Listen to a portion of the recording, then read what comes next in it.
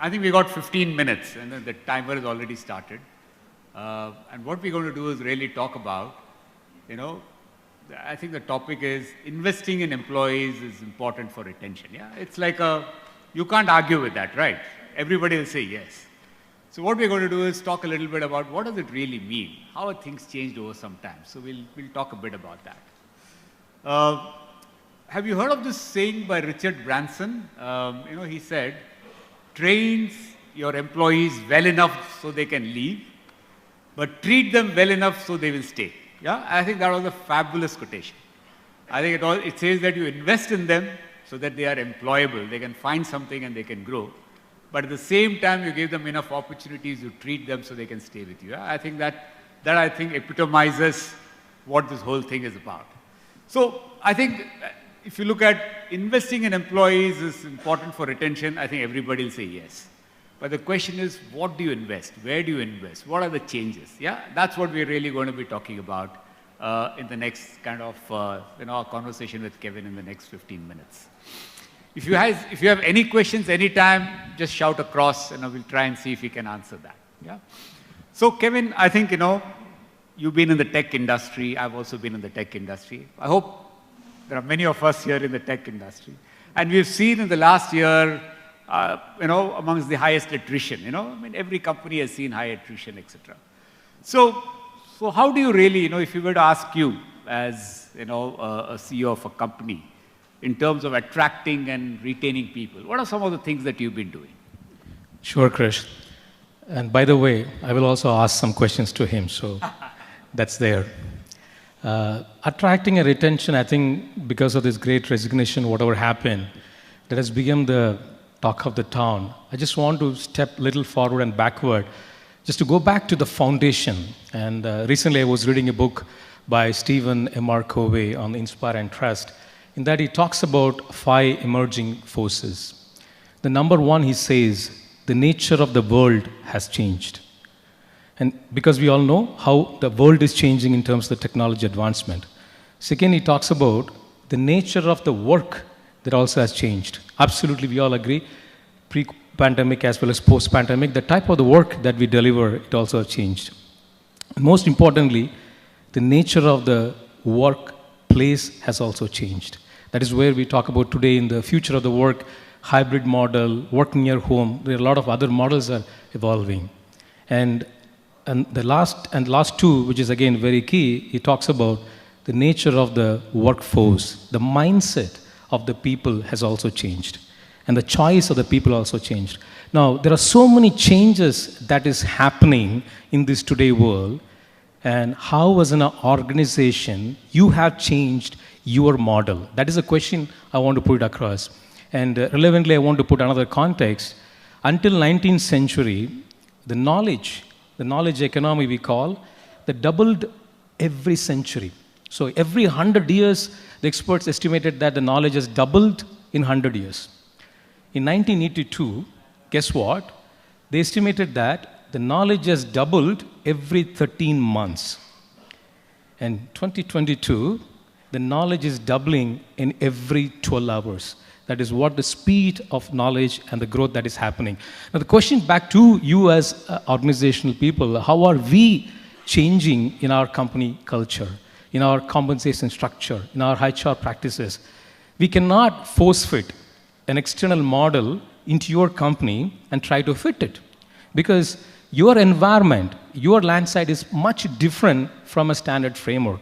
So my humble answer to be is not a direct answer, but you have to go and strengthen your foundation.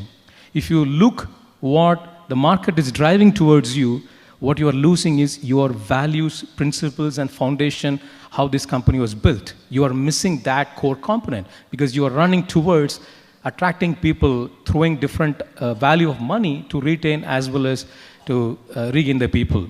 Go back and do an assessment in your organization. A guy who has spent 3-4 years in a company that might earning a few lakhs, now the same years of experience person you are hiring from the market in a 3x. Why are you doing that? If you are able to invest the same amount of value in your existing employee who has trusted you and spent 3-4 years, that is where the retention is all about. That is what this will drive positivity in the organization, and your attrition will go down, obviously retention will be higher. Oh, thanks, Kevin. I think, many of us have been kind of looking at many changes. Have you spoken about the changes and the speed at which change is happening? So tell me, from what you've seen, what are some of the changes in what employees want from a company? What do they see in a value proposition of a company? You used to have things like, compensation, learning, career growth, culture. So how does this rank now? And is it changing amongst the younger people? What are your thoughts on it? Absolutely changing among the younger force, because everybody wants 3 lakh bike, modernized iPhone and all those things. Absolutely, that is changing. But remember one thing, you talked about compensation, career growth, and culture. I will put culture as a paramount. People go for culture, won't stay for money. Again, people stay for culture, won't go for money. Very important point that we need to articulate, because organization, if you are able to strengthen your culture, then the next layer is your career development, right? Next layer is your learning and development. And I put the last pyramid is your compensation structure. So if you are able to strengthen the first 3, and of course, the 4th will be the byproduct, the people will tend to align and they will stay in the company. But of course, the changing mindset is about people are today moving towards only one value, which could be a rupee value or a dollar value or anything, but it is all that what they want is a higher decimal value. But if the organization can strengthen your culture and tell the true stories, that is where I would see the core crux lies. Okay, so you seem to be really the school of thought of culture and values and principles. So tell me, if you were to summarize your personal philosophy of engaging people and retaining people, how would you say that? I would categorize maybe leadership into 2 contexts. One is about missionist thinking, and other is the gardener. So if you put yourself, you are a missionist, you will be focusing on efficiency, you will focus on results, you will focus on task completion, you will focus on productivity, you will focus on results and outcomes. But whereas if you see a gardener, I'm sure you all know, the gardener will focus on strengthening the environment. He will prepare the ground for the plants to grow.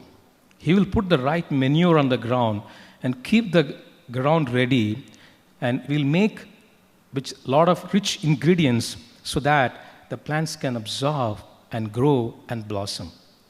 That's a true difference, right? So I follow the latter. And I would say that it gives me a lot of happiness inside.